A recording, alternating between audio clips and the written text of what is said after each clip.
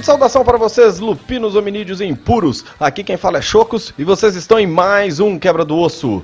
No Quebra do Osso de hoje eu conto aqui com a constante presença do meu companheiro de matilha, Pedro Nogueira. Fala, Pedrão. Tranquilo, cara? Tudo na maciota?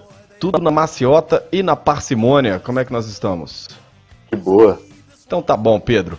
Pedro, hoje nós vamos embarcar em mais uma jornada através dos antecedentes de Lobisomem Apocalipse. Algo que a gente já vem fazendo aqui no Quebra do Osso com alguma frequência. A galera que escuta já está um pouco acostumado. E hoje nós selecionamos aqui o antecedente Herança Espiritual. Vamos falar um pouco dele, vamos tentar abstrair, tentar espremer ao máximo aí esse antecedente para ver se a gente consegue dar boas ideias para os nossos narradores e jogadores, beleza? Beleza, vambora. Bem, a primeira coisa que eu queria falar a respeito do Herança Espiritual é que ele não fazia parte, né, o antecedente não fazia parte dos antecedentes básicos de Lobisomem Apocalipse. Você não vai encontrar ele nos livros básicos desde a primeira até a terceira edição. Porém, na terceira edição ele aparece como um antecedente novo. Ele está ali descrito no Player's Guide to the Garrow, que, olha só, o Nação Garou traduziu para vocês. Só dá uma olhada no nosso site, procurar esse, então, algo que seria como o Guia dos Jogadores da terceira edição, pelo menos para os Garou. E aí lá tem o antecedente Herança Espiritual. Depois, então, com a reformulação do cenário para a linha de 20 anos, o Herança Espiritual agora faz parte dos antecedentes básicos de Lobisomem, junto com os outros que nós já tanto conhecemos e alguns que já falamos aqui. Totem, Aliado, Contato, Fetiche, essa porra toda aí. Choco, você fica muito eloquente quando tá falando da linha editorial de Lobisomem, cara. Parabéns. Você acha? Parece que o cara fica empolgado.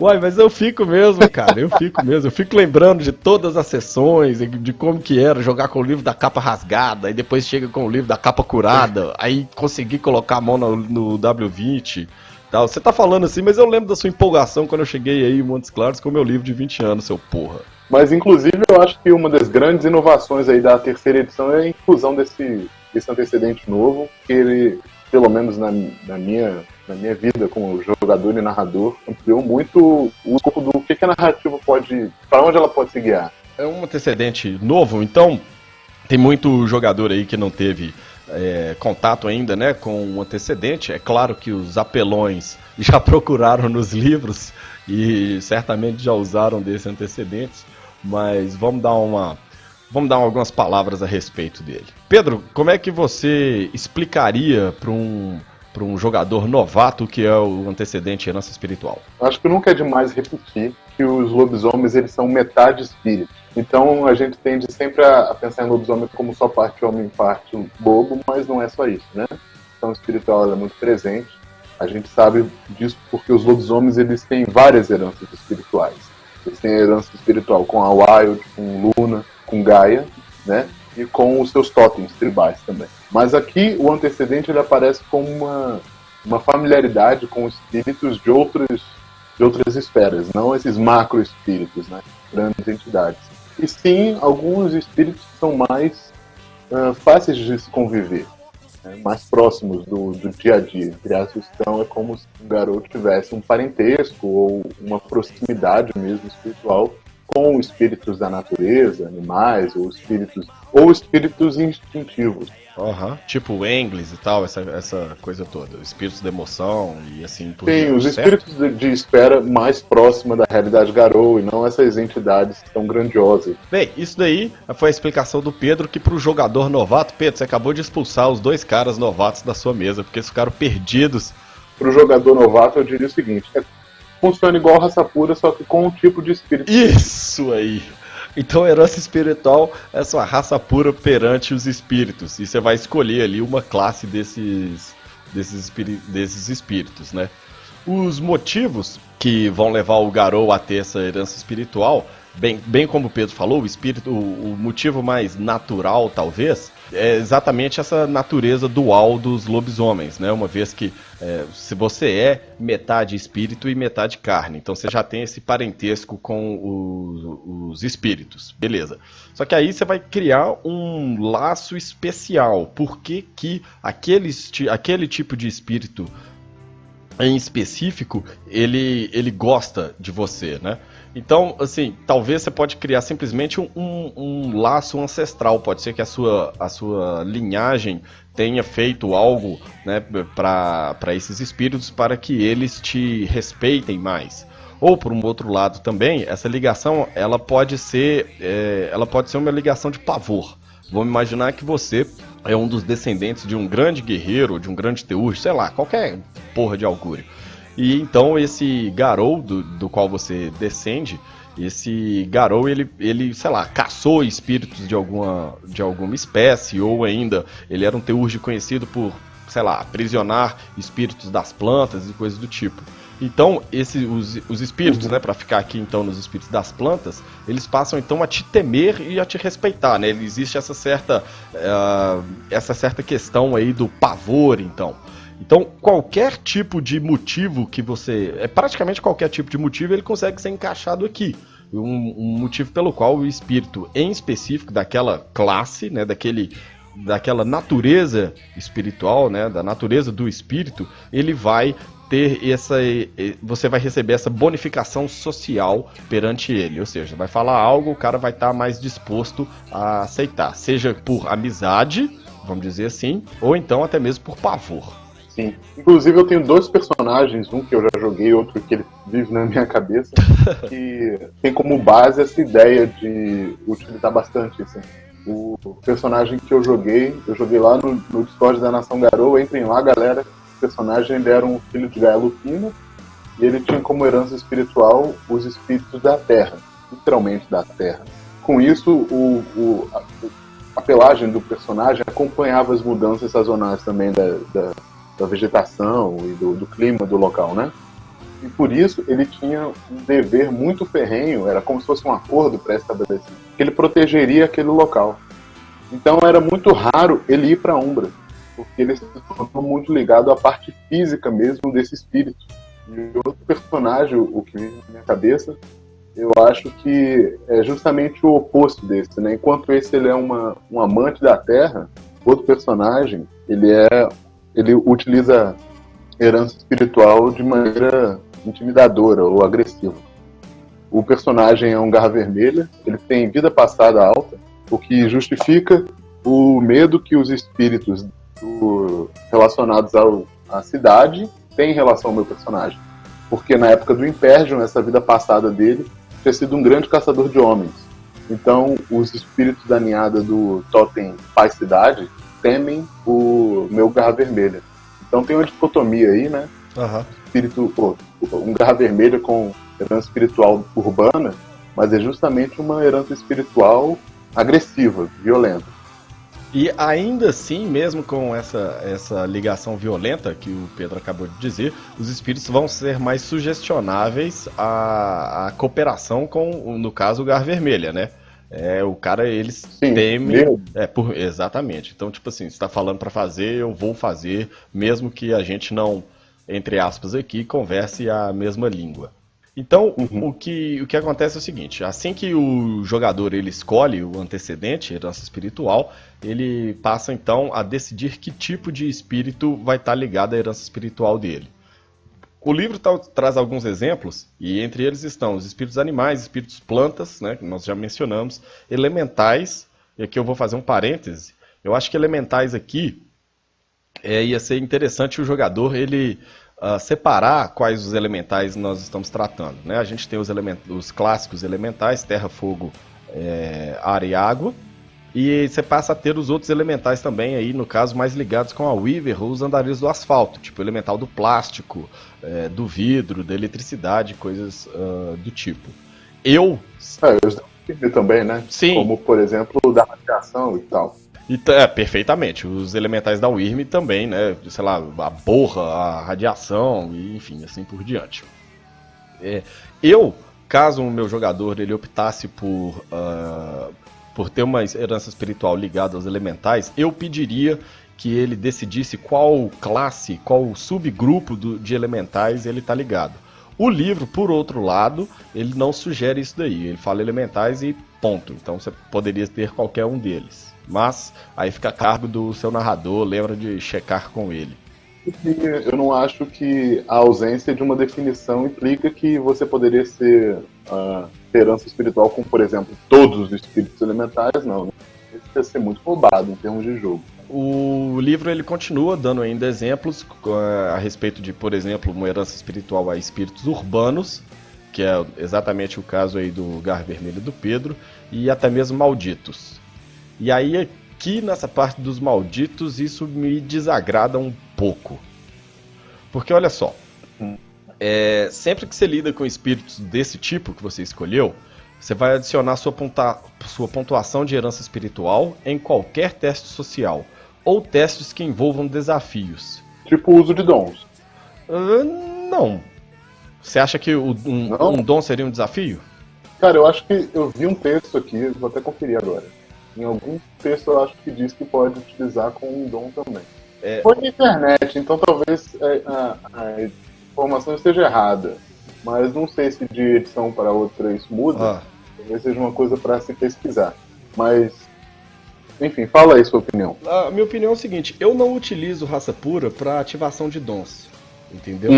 Eu acho que fica muito roubado. É claro que vai depender se você está usando esse dom com um garou ou não, caso esse dom seja um dom social. Ainda assim eu não utilizo. E por analogia eu também não utilizaria a herança espiritual para ativar dons. Eu também.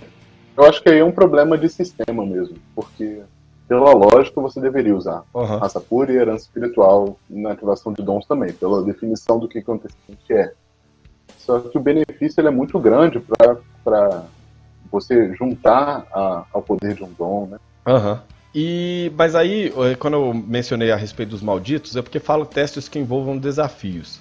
No caso em questão, o jogador ele pode jogar aí uma conversa mole para cima do narrador e dizer que quando ele está lutando contra um maldito, isso é um desafio. E então ele vai somar a herança espiritual na parada de dados de combate deles.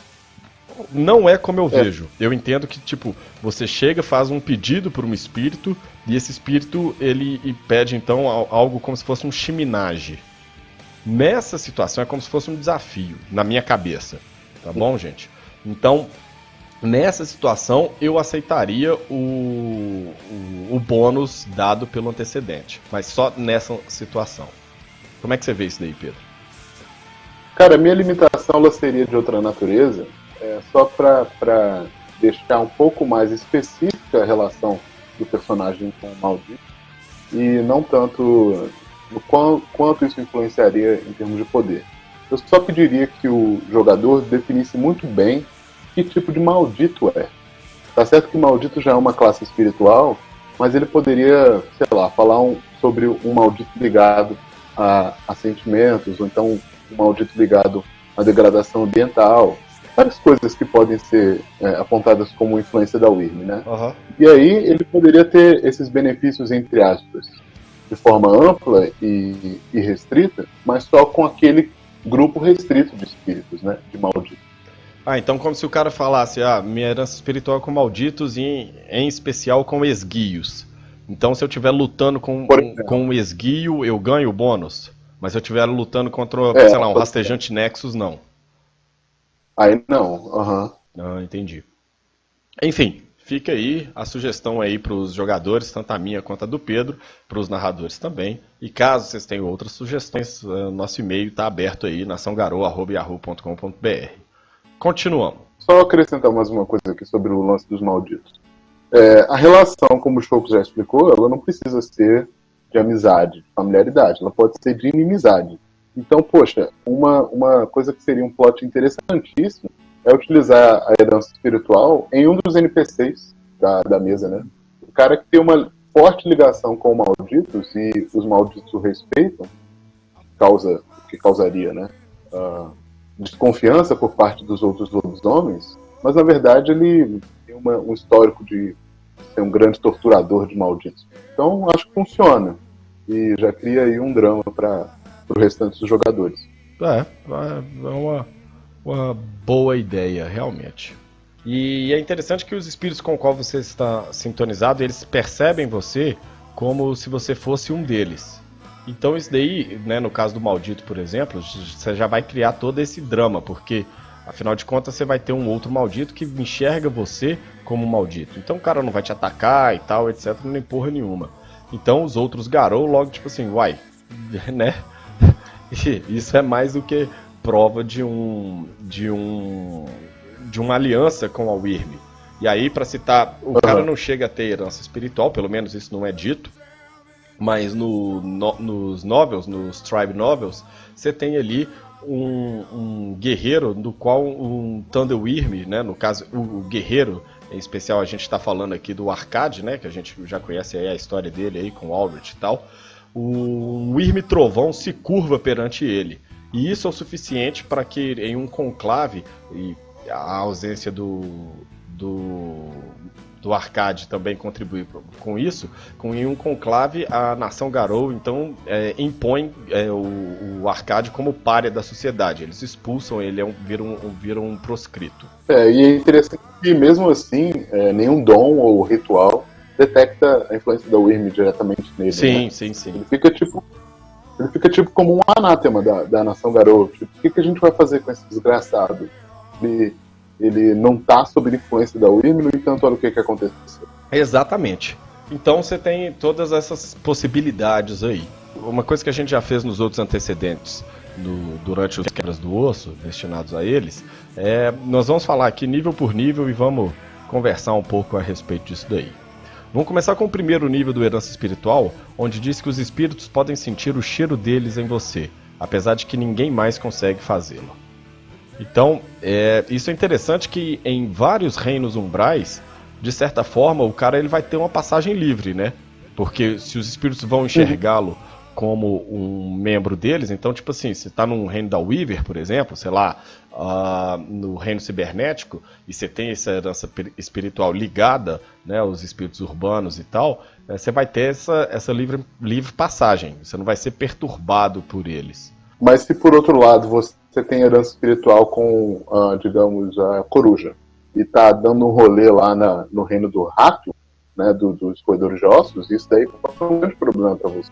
Justamente por essa inimizade entre os espíritos, né?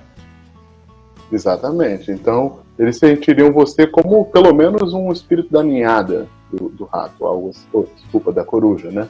Então, poderia ser um problema. Uhum. Partindo então para o nível 2, a gente tem que os espíritos notam a sua chegada. Você remete as outras pessoas aos seus espíritos quando eles o observam, apesar de que poucos compreendem o porquê. Eu acho interessante só a segunda parte da descrição, né? Notar a chegada, ok, bem direta. Mas as pessoas, elas sentirem algo relacionado à presença do espírito é legal.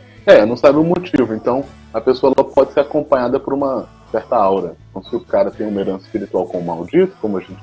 Isso aí pode ser perceptível às pessoas mais ligadas a coisas místicas ou espirituais.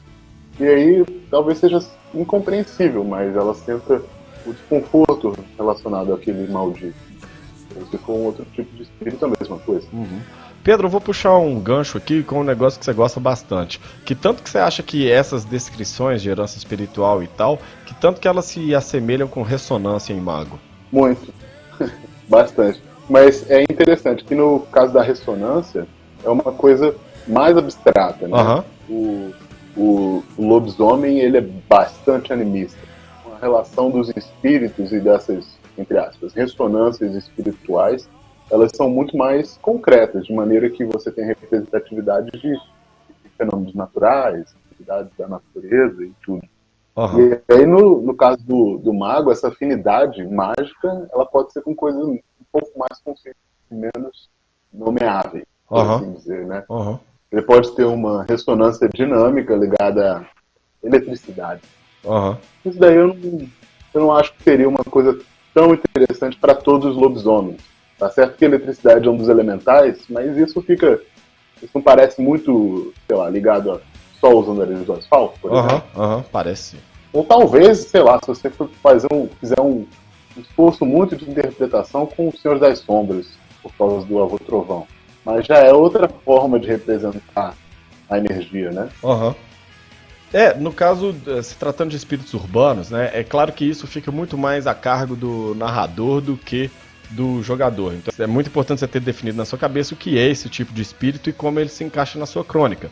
Então, se tratando, por exemplo, de espíritos urbanos, sei lá, eu acho que dava pra fazer uma coisa do tipo, sabe o cara que quando ele tá dirigindo, ele sempre pega o sinal verde, saca? Uhum. Ou o metrô tá sempre no horário pra ele e tal. Acaba você cria um deus ex machina muito forte aí, né? Porque você vai ter que colocar, de certa forma, o ambiente a favor do cara, sempre. Só que é claro que vai depender aí do quanto de herança espiritual o cara tem e que tanto que isso vai influenciar ali no seu jogo. Então, de repente, um cara que tem uma herança espiritual com espíritos planta, o que acontece é que as plantas da casa dele são frondosas e bastante verdes e bastante saudáveis, vamos dizer assim. Ou as plantas no qual, quando ele tem um contato maior, elas parecem maiores ou algo do tipo. Né? Então, isso fica tudo muito a cargo do que o cara, de qual que é o tipo de herança espiritual. A gente está dando alguns exemplos aqui, mas falar tipo por tipo acho que vai ser um negócio meio improdutivo. Até porque a gente também não quer limar aí a criatividade dos narradores, né? Mas tenham muito isso em mente. Vocês podem ir dando algumas indicações de como é do que é o tipo de espírito, de como que isso se relaciona com o personagem. O meu irmão, ele fala uma coisa, eu acho que eu já comentei isso antes, mas meu irmão, ele fala uma coisa que eu acho muito acertada, que nas fichas de Storyteller, todas as partes dizem respeito ao personagem. Uhum. E o antecedente diz respeito ao cenário, em como que aquele personagem interage com o cenário influencia ele. Sim, e aí, a minha dica para os narradores é o seguinte: toda vez que você quiser fazer aquela rolagem de sorte, de dado, né?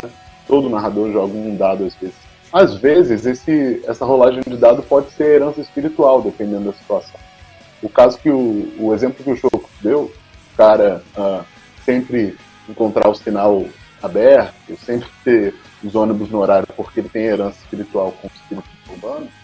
Essa ideia ela pode ser usada quando o personagem precisa encontrar alguém, por exemplo, dentro da cidade.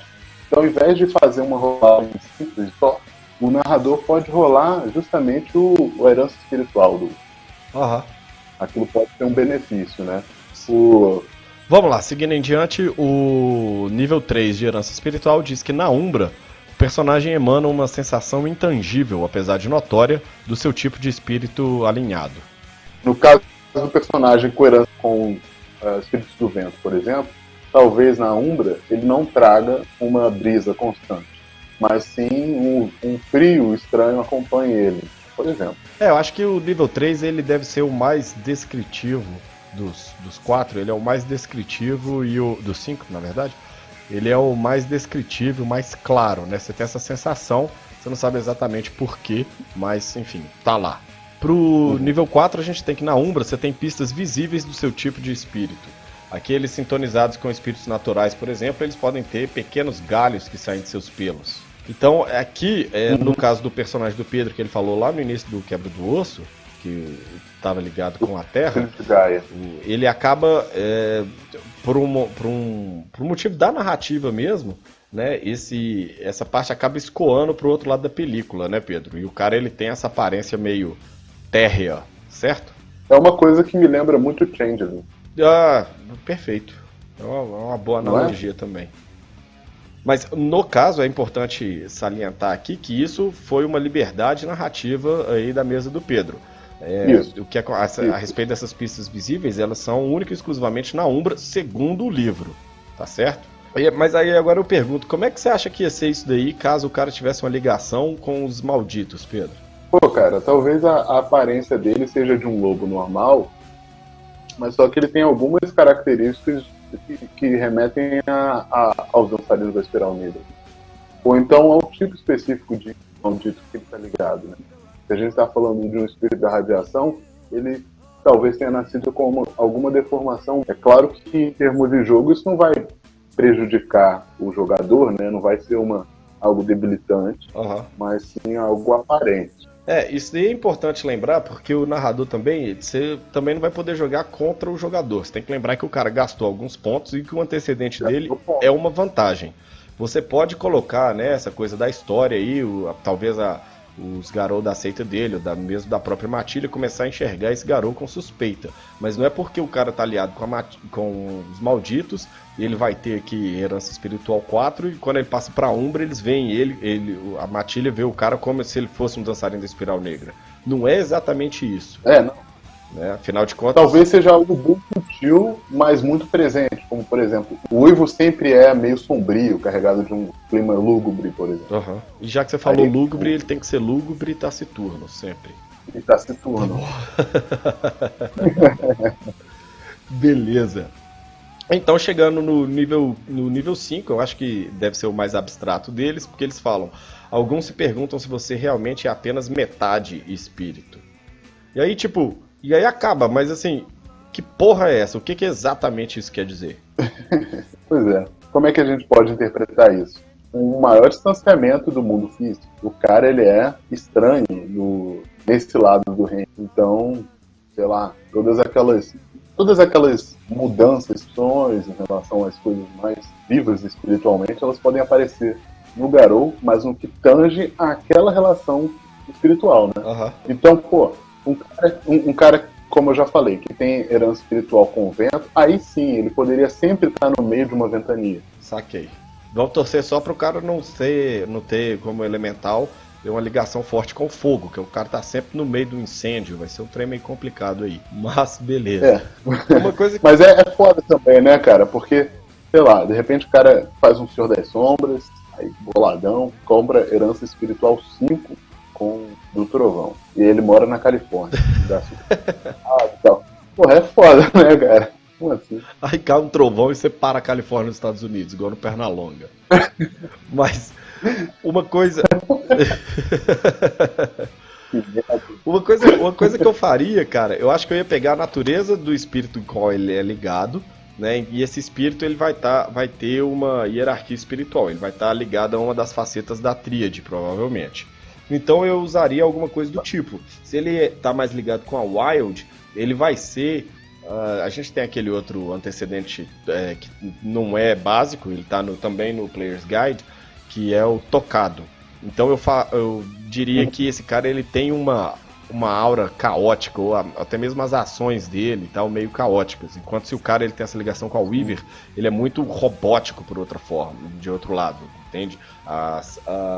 Talvez as sensações humanas ou as emoções humanas não transparecessem tão claramente no cara. Ele parecesse em seu comportamento muito mais como uma máquina do que como um ser humano. E assim por diante. Eu acho que eu ia tentar escalonar isso daí para a tríade, para a entidade da tríade da qual o espírito faz parte, saca? Sim. É claro que, como acontece com outros antecedentes, como por exemplo raça pura ou fetiche, toda vez que você tem um nível alto naquela característica, você como jogador, você tem uma obrigação de definir melhor o que aquilo é, como aquilo funciona, qual é a sua relação. O caso do Senhor das Sombras, deslocado no ambiente. Se ele definir muito bem como seria a relação, talvez mesmo nesse cenário distante, né, daquele ideal, você consiga usar aquilo.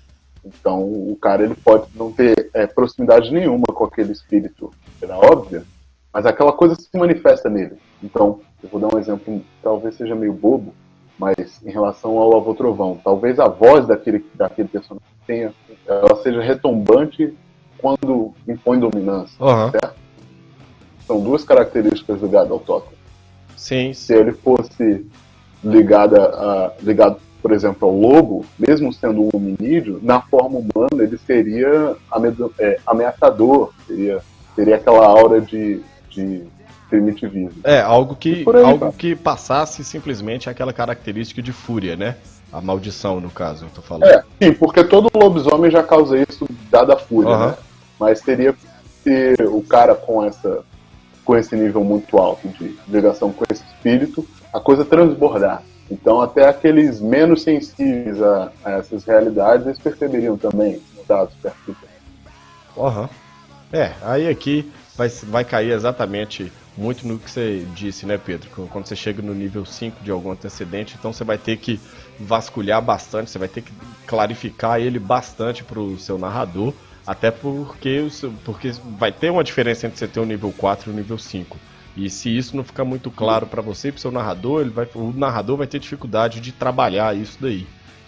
Então, estamos estimulando aqui os jogadores, já que você resolveu comprar essa porra 5, então agora se vira nessa merda e faz um negócio direito. E também para facilitar os jogadores, eu dei o exemplo aí do personagem que tem a herança espiritual com espíritos ligados à fúria ou aos lobos, por exemplo. Pô, no nível 5, isso transbordar em qualquer relação social pode ser visto como um problema pro jogador, né? Pô, eu quero ter essa relação com esse espírito, mas eu não quero ser hostilizado sempre. Beleza, cara. É uma desvantagem, mas olha outra vantagem que isso aí pode acarretar. Os mesmos personagens que se sentem amedrontados por você, eles podem se sentir protegidos por você também em outras situações. Então a relação com o espírito da fúria, dada a natureza do espírito, ela vai ser dual. Ela pode ser uma coisa ruim, mas ela pode ser uma coisa extremamente benéfica. Exatamente. Sempre existe aquele cara que ele é extremamente durão, impositivo, que põe medo em todo mundo, mas que, poxa, põe a ordem quando ela é necessária, né? Sim, sim. Talvez esse seja o personagem. E essa dualidade aí, então, vai fechar o ciclo que a gente começou falando a respeito da natureza dividida entre os lobisomens. Então aqui a gente vai ter isso mais uma vez, né? Herança espiritual. Se você é carne e espíritos, quanto mais ligação com o espírito você tiver, uma maior dificuldade você vai ter com a carne, e assim sucessivamente, e assim proporcionalmente com o contrário, né? Então, acaba que isso fecha então o nosso ciclo sobre a herança espiritual. Beleza? Beleza. Então é isso daí, Pedrão. Muito obrigado aí, cara, pelas contribuições. Valeu, cara. E só uma pergunta. Você tem herança espiritual com qual tipo de álcool? Que isso, velho. Eu não sou Fiana, não, porra. Mas cada um do Garocast tem uma... Cara, eu vou te falar que tá foda, mas, ó, Jägermeister, cerveja e whisky. Eu converso com essa galera, normalmente. Vodka não é pra mim, não. Vodka é russo, né? Aí já viu, peso de prata. Porra, você tá nobre, hein, cara? Eu tava pensando aqui num Jim Beam, tá? Tava de boa. Então tá bom, Pedrão. A gente fica por aqui, galera. Muito obrigado pela paciência de nos escutar até agora. E a gente se vê no próximo Quebra do Osso. Se liga aí no Garocast também, que em breve tá saindo. Muito obrigado pra todo mundo. Um livro de despedida. Valeu!